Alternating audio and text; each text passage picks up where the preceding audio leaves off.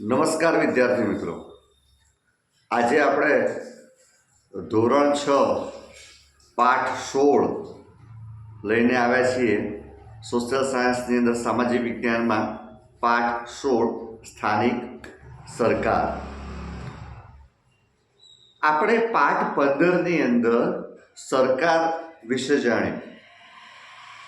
એમાં આપણે થોડુંક યાદ કરી લઈએ તો એમાં કેન્દ્ર સરકાર એ મહત્વનો ભાગ ભજવે છે. કેન્દ્ર સરકાર પછી આવે છે રાજ્ય સરકાર, રાજ્ય સરકાર પછી આવે છે જિલ્લા સરકાર, જિલ્લાની પછી તાલુકાની સરકાર, પછી ગામની સરકાર, ગ્રામીણ સરકાર જેને આપણે કહીએ છીએ. હવે સ્થાનિક સરકારની અંદર જેમાં આપણે પંચાયતી રાજ જે છે, પંચાયતી રાજ, એને આપણે સ્થાનિક સરકાર તરીકે ઓળખી શકીએ. આપણે પહેલા અગાઉ ભણી ગયા છીએ કે વહીવટનું નાનામાં નાનું એકમ શું છે ભાઈ? ગામડું છે. શું છે ભાઈ? ગામડું છે. વહીવટનું નાનામાં નાનું એકમ ગામડું છે, જેને આપણે ગ્રામ પંચાયત કહીએ છીએ. હવે જ્યારે આપણે સ્થાનિક સરકારને સમજતા હોઈએ ત્યારે મેન વસ્તુ શું છે ભાઈ? આ પાઠની અંદર જુઓ, તમને સમજાવી. સ્થાનિક સરકાર, બરાબર, ગ્રામ પંચાયત, જિલ્લા પંચાયત, ગ્રામ પંચાયત, તાલુકા પંચાયત, જિલ્લા પંચાયત, પછી આવશે નગરપાલિકા અને મહાનગરપાલિકા. એના પછી કલેક્ટર અને મામલતદારની ભૂમિકા આવે છે. આપણને ખાલી આમાં કશું યાદ રાખવાનું નથી. આપણને હેલું છે, જો શીખવું છે તો સહેલામાં સહેલું છે. ક્યાં કોણ વહીવટ કરે છે, એમાં વહીવટી વડા કોણ છે, રાજ કોણ કરે છે, બરાબર? આ યાદ રાખવાનું છે. એમના કાર્યો શું છે એ યાદ રાખવાનું છે. અને તેઓ ક્યારે અસ્તિત્વમાં આવે, ચૂંટણી થાય કે શું થાય, કોની ચૂંટણી થાય, બધું યાદ રાખવાનું છે. હવે આ બધા જે આપણે સ્થાનિક સરકાર ભણવાની છે એમાં દરેક જે ચૂંટાઈને આવે છે સભ્યો, એની 5 વર્ષની મુદત હોય છે. 5 વર્ષે લોકોની ચૂંટણી થતી હોય. આપણે શરૂઆત કરીએ. ચલો, હવે વહીવટનું નાનામાં નાનું એકમ ગામડું છે. અને સ્થાનિક સ્વરાજની અંદર તમે ચોપડી લઈ બેસો તો તમને વધારે મજા આવશે. તમારી ચોપડીમાં એક નકશો આપ્યો હશે, આમ લીટી કરીને આપેલું હશે મુદ્દા. એમાં હશે કે સ્થાનિક સરકાર, એમાં હશે ગ્રામ પંચાયત, તાલુકા પંચાયત, જિલ્લા પંચાયત. ગ્રામીણ ક્ષેત્ર અને શહેરી ક્ષેત્રે હશે. ગ્રામીણ ક્ષેત્રે હશે ગ્રામ પંચાયત, તાલુકા પંચાયત, જિલ્લા પંચાયત. શહેરી ક્ષેત્રમાં હશે નગરપાલિકા અને મહાનગરપાલિકા. અને એના વહીવટી એકમો જે આપણે જોવાના છે એની વાત છે. હવે ગ્રામની આ વાત કરીએ, આપણે ગ્રામ પંચાયતની વાત કરીએ તો ગામડાઓની અંદર આપણે જોઈ શકીએ છીએ કે ગામડાઓની અંદર સરપંચ મુખ્યત્વે વહીવટ કરતા હોય છે. અને સહી સિક્કા કોણ કરે? તલાટી કરે. તો એમાંથી આપણને ફટલી ખ્યાલ આવે કે ગામડાની અંદર શાસક તરીકે સરપંચ હોય છે, જ્યારે વહીવટી વડા તરીકે તલાટી હોય છે. ગામડું ક્યારે અસ્તિત્વમાં? ગામડું કોને કહેવાય? 500 થી 25,000 સુધીની વસ્તી ધરાવતું. કેટલી? 500 થી 25,000 સુધીની વસ્તી ધરાવતા એકમને આપણે શું કહેવાય ભાઈ? ગામડું કહેવાય. બરાબર. ફરીથી 500 થી 25,000 સુધીની, કેટલી ભાઈ? 25,000 સુધીની વસ્તી ધરાવતા એકમને શું કહેવાય? ગામડું કહેવાય. અને ગામડાની અંદર ઓછામાં ઓછા 8 અને વધુમાં વધુ 16 સભ્યો હોય છે. ઓછામાં ઓછા 8 અને વધુમાં વધુ 16 સભ્યો હોય છે, જે ગામનો વહીવટ કરતા હોય છે.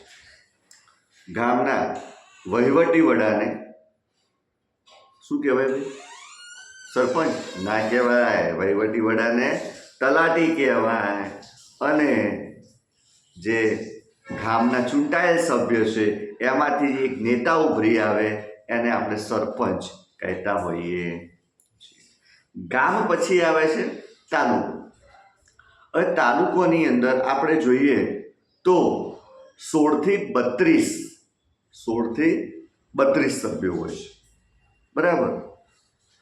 અને 50% આપણે પંચાયતી રાજમાં મોદી સાહેબ આવ્યા એટલે 50% મહિલા અનામત આપી દીધી. હવે પંચાયત રાજમાં મહિલાઓને 50% મહિલા અનામત એટલે શું?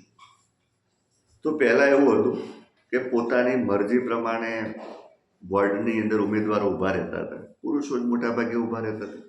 સરકારે કીધું ભાઈ નહીં હાલે, બહેરાઓ શું રોટલી બનાવવા રાખવાના છે ઘેર? ના, એમને ચૂંટણી લડવા દો. ભાઈડાઓ રોટલી બનાવશે. હવે 50% ભાઈડાઓ રોટલી બનાવશે, 50% બહેનો રોટલી બનાવશે, અને 50% જે ભાઈઓ વધ્યા, 50% જે બહેનો વધી એ લોકો પંચાયતી રાજમાં આવશે, એટલે કે ચૂંટણી લડશે. માની લો ગામની અંદર 50 સીટો છે. કેટલી છે? 50 સીટો છે. તો 25 સીટોમાં ભાઈઓની અને 25 સીટો બહેનોની. આ રીતે ઇલેક્શન રહેતું હોય છે, બરાબર. ભલે બહેનો લડે પછી રાજભાઈઓ કરે, એ સરકારની મહેરબાની. બાકી એવું ના હોવું જોઈએ. શિક્ષિત અને કહેવાય ને શાસન યોગ્ય મહિલાઓ સત્તા પર આવે તો સારું શાસન કરી શકે. બાકી કટપીડી જેવા શાસકો નેતાઓ આવે તો દેશની અને રાજ્યની ગામની પથારી જ ફરી જાય, બરાબર. તાલુકા પંચાયતની અંદર આપણે થોડી ઝડપથી વાત કરીએ તો તાલુકા પંચાયતની અંદર જે ચૂંટાઈને આવે છે એને તાલુકા પ્રમુખ કહે છે, અને તાલુકાના વહીવટી જે વડા છે, બરાબર, એને આપણે TDO એટલે કે તાલુકા વિકાસ અધિકારીના નામે ઓળખીએ છીએ, બરાબર. આપણે એના કાર્યો છે એ બધી પાછી શાંતિથી વાત કરીશું. પછી છે આપણે જિલ્લા પંચાયત. તો જિલ્લા પંચાયતની અંદર 32 થી 52 સભ્યો હોય છે. કેટલા હોય છે ભાઈ? 32 થી 52 સભ્યો હોય છે. એની અંદર આપણે જોઈએ તો જિલ્લા પંચાયતની અંદર ચૂંટાઈ આવેલા સભ્યોના નેતાને આપણે શું કહેવાય? જિલ્લા પ્રમુખ કહેવાય. શું કહેવાય ભાઈ? જિલ્લા પ્રમુખ કહેવાય. જ્યારે એના વહીવટી વડાને DDO, પેલા તાલુકામાં TDO હતા. T એટલે તાલુકા ડેવલપમેન્ટ ઓફિસ. અહીંયા D આવ્યા, જિલ્લા વિકાસ અધિકારી, DDO, district development officer, DDO. લોચો ના વાગે.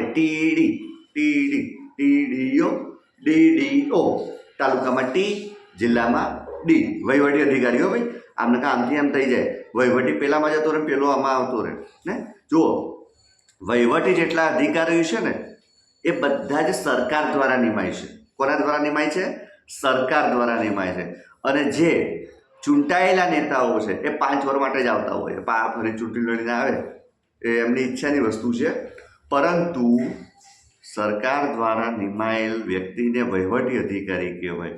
અને તેઓ આપણે જોતા હોઈએ છીએ કે તેઓ પોતાની બદલી થતી હોય છે. એમને રિટાયર્ડ થાય ત્યારે જ નિવૃત્ત થાય, બરાબર. બાકી એમને આપણે 5 વર્ષ પછી સત્તામાંથી ન હટાવી શકે. એમની બદલી થઈ શકે, બઢતી થઈ શકે, પ્રમોશન મળી શકે છે. હવે આપણે જોઈ દીધું. ફરી એકવાર ગ્રામીણની ફરી એકવાર યાદ કરાવી દઉં. ગામડાની અંદર સરપંચ અને તલાટી. એમાં સરપંચ ચૂંટાઈને આવે છે, તલાટી સરકાર દ્વારા નિમાય છે, વહીવટી અધિકારી કહેવાય છે. તાલુકાની અંદર તાલુકા પ્રમુખ જે ચૂંટાઈને આવે છે. જ્યારે TDO એટલે કે તાલુકા વિકાસ અધિકારી એ સરકાર દ્વારા નિમાયેલ વ્યક્તિ છે. એજ્યુકેટ હોય છે, ભણે ગણીને નોકરી કરીને પરીક્ષા પાસ કરીને આવેલા વ્યક્તિઓ હોય છે આ બધા. પછી છે જિલ્લાની અંદર જિલ્લા પ્રમુખ જે પબ્લિકમાંથી ચૂંટાય છે. જ્યારે જિલ્લા વિકાસ અધિકારી જેને આપણે DDO કહીએ છીએ એ સરકાર દ્વારા નિમાય છે, જે વહીવટી અધિકારી છે. હવે નગરપાલિકા અને મહાનગરપાલિકા. નગરપાલિકા અને મહાનગરપાલિકા. તો જુઓ, 25,000થી વધુ વસ્તી ધરાવે એને નગરપાલિકા કહેવાય, બરાબર. અને નગરપાલિકાની અંદર ચૂંટાઈ વોર્ડ હોય છે, અમુક વોર્ડ હોય છે. એક વોર્ડમાં 4 સભ્યો હોય છે. નગરપાલિકાની અંદર એમાંય 50% મહિલા અનામત છે પાછું. નગરપાલિકા મહાનગરપાલિકામાં 70 સીટો હોય તો 35માં ભાઈડા ઊભા હોય, 35માં બહેનો ઊભી હોય, બરાબર. આ રીતે પછી જોઈએ નગરપાલિકાની અંદર જે વહીવટી અધિકાર છે એને શું કહેવાય? ચીફ ઓફિસર કહેવાય. અને ચૂંટાઈને આવે એને પ્રમુખ કહેવાય. નગરપાલિકામાં પ્રમુખ પણ હોય છે, ઉપપ્રમુખ હોય છે. પ્રમુખનો કાર્યકાળ, જો આમનો ચૂંટણી જે સભ્યોનો કાર્યકાળ છે ને, એમને શાસક એ 5 વર્ષનું હોય છે, પણ જે પ્રમુખ તરીકે અથવા તો ઉપપ્રમુખ તરીકે જે શપથ લે છે એની કારકિર્દી 2.5 વર્ષની હોય છે. 2.5 વર્ષ પછી એમના જે ચૂંટાયેલા સભ્યોમાંથી બીજાને 2.5 વર્ષ સુધી પ્રમુખ કે ઉપપ્રમુખ રહેવાનો ચાન્સ મળતો હોય છે. બાકી એમનું શાસન કરતા પોતપોતાના વોર્ડની અંદર 5 વર્ષનું હોય છે. પ્રમુખ નગરપાલિકાની અંદર ચૂંટાયેલા નેતાને પ્રમુખ કહે છે. જ્યારે નગરપાલિકાની અંદર જે વહીવટી વડા છે, સરકાર દ્વારા નિમાયેલા છે, એને શું કહે છે? Chief officer. આ મિત્રો બધા નામ યાદ રાખજો તમે, હે ને? તો ભેળ થઈ જશે, આ ફલાણું ઢીંગણું થાય એવું. કારણ કે આપણે શું છે, વહીવટમાં આવ્યા નથી એટલા માટે આ બધું થઈ શકે. આપણે બહાર નીકળ્યા નથી એટલે આ બધું થઈ શકે. આપણે માત્ર ચોપડીમાંથી ગોખણપટ્ટી કરી છે. કેવી ગોખણપટ્ટી ખબર છે? મમ્મીની બેન માસી, મમ્મીના ભાઈ મામા, પપ્પાના ભાઈ કાકા, આવી ગોખણપટ્ટી કરી દીધી. બાકી વ્યવહારમાં આપણે જો વસ્તુ સમજીએ તો આ બધું ગોખવાની જરૂર પડે નહીં. બરાબર? છોકરાઓને પહેલાં નાના હતા ને એટલે આમ કમળનો ક, ખટારાનો ક, કાં તો લખાવ્યા ટીચરો કમળનો ક, બિચારું ગોખીને મરી ત્યાં મહિને યાદ રહેતો. અને ખબર નહીં, અત્યારે પેલું એક ગીત આવી ગયું ને, ક કમળનો ક, ખ ખટારાનો ખ, અને છોકરાઓ 2 મિનિટમાં કક્કું યાદ રહી ગયું. બોલો. એટલે શું છે, રસ અને રુચિ અને સંગીતથી જ્ઞાન આપ્યું તો ખબર નહીં યાદ રહી ગયું, પણ 2-4 અક્ષર શીખવાડી છે, બાકી બધું નહીં શીખવા જેવું. હવે નગરપાલિકા પછી આપણે જોઈએ છીએ મહાનગરપાલિકા. વિશાળ વસ્તી ધરાવતા ક્ષેત્રને મહાનગરપાલિકા કહે છે. મહાનગરપાલિકાની એક વોર્ડ ખરો ને, 75,000 વસ્તી એક વોર્ડ થતો હોય છે. કેટલા? 75,000ની વસ્તી મહાનગરપાલિકાની અંદર એક વોર્ડ થતો હોય છે. એમાં 50% મહિલા અનામત આમાં પણ છે. 50% ભાઈડાઓ રોટલી ઘેર બનાવજો. મેડમ ઘેર નોકરી કરીને આવે એટલે ચટણી રોટલી શાક જે બનાવતા બનાવી. સમજી ગયા? હવે નગરપાલિકામાં ચૂંટાયેલા પ્રમુખને આપણે પ્રમુખ કહેતા હતા. ચૂંટાયેલા જે નેતા છે એને પ્રમુખ કહેતા હતા, અને એના વહીવટી અધિકારી ચીફ ઓફિસર હતા. અહીંયા મહાનગરપાલિકાની અંદર જે ચૂંટાઈને આવે છે એના નેતાને, આપણે જે ચૂંટાયેલા સભ્યો છે એના નેતાને મેયર કહેવામાં આવે છે. શું કહેવામાં આવે છે ભાઈ? મેયર. યાદ રાખજો, મેયર. અને ત્યાંના જે વહીવટી અધિકારી છે, કોણ? વહીવટી અધિકારી છે એને આપણે કમિશનર કહીશું. શું કહીશું ભાઈ? કમિશનર. બરાબર? આ યાદ રાખજો, નહીં તો આમથી એમ આમથી એમ થઈ જાય. થોડુંક સમજી લેજો. બરાબર? તો આટલે સુધી આપણે રાખીએ છીએ, કારણ કે આ પાઠ લાંબો છે. બીજી મેન વસ્તુ તમને કહી દઉં કે મારી જોડે એક ડિજિટલ બોર્ડનો અભાવ છે, એક બોર્ડનો પણ અભાવ છે. બાકી તો હું તમને સરસ મજાનું બોર્ડ ભરાઈ અને લખી અને સમજાવીશ, પણ ટૂંક જ સમયની અંદર જો આપનો સાથ સહકાર મળશે, તમે અમારા વિડીયોને લાઇક, શેર અને કોમેન્ટ કરતા રહેશો, અમારા વિડીયો જોતા રહેશો, તો ઝડપથી આપણે બોર્ડ કે એવું જે શૈક્ષણિક સાધનોમાં જે વસાવવાની જરૂર છે સાધનો, એ આપણે ઊભા કરી અને તમને વિસ્તૃત નોલેજ આપવાનો પ્રયત્ન કરીશું. મલ્ટીમીડિયાના માધ્યમમાંથી પણ આપણે તમને નોલેજ આપવાનો પ્રયત્ન કરીશું, કારણ કે આપણે એક જ ઉદ્દેશ છે, ઘરે બેઠા બાળકો સારું શિક્ષણ પ્રાપ્ત કરી શકે. અત્યારે બાળકો ટ્યુશન ક્લાસની અંદર જાય છે, અત્યારે ફી એટલી થઈ ગઈ, શાળા કરતાં ટ્યુશનોની ફી વધારે હોય છે. તમે શાળામાં ફી શા માટે આપો છો? ભણવા માટે. તો ટ્યુશન શા માટે જાઓ છો? ભણવા માટે. શા માટે? ભાઈ તો શાળામાં ફીસ શું કરવા આપો? શાળાવાળા નહીં ભણાવતા? પૂછો, 10 વાર પૂછો જે શિક્ષક હોય એને, ભાઈ નહીં ખબર પડતી, શીખવાડશે તમને. પણ આપણે શાળામાં ધ્યાન નહીં આપતા અને ટ્યુશન ક્લાસની ફી ખોટી બગાડીએ છીએ. એટલે દરેક વિદ્યાર્થીને, એમાં ખાસ કરીને જે આર્થિક રીતે અસક્ષમ છે એવા બાળકો મારા વિડીયોથી તું જે નોલેજ પ્રાપ્ત કરી શકે.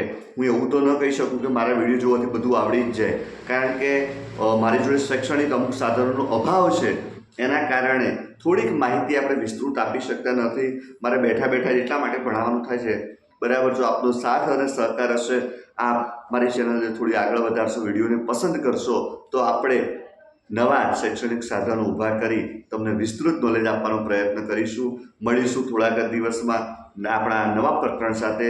ત્યાં સુધી જય હિન્દ, જય ભારત, વંદે માતરમ.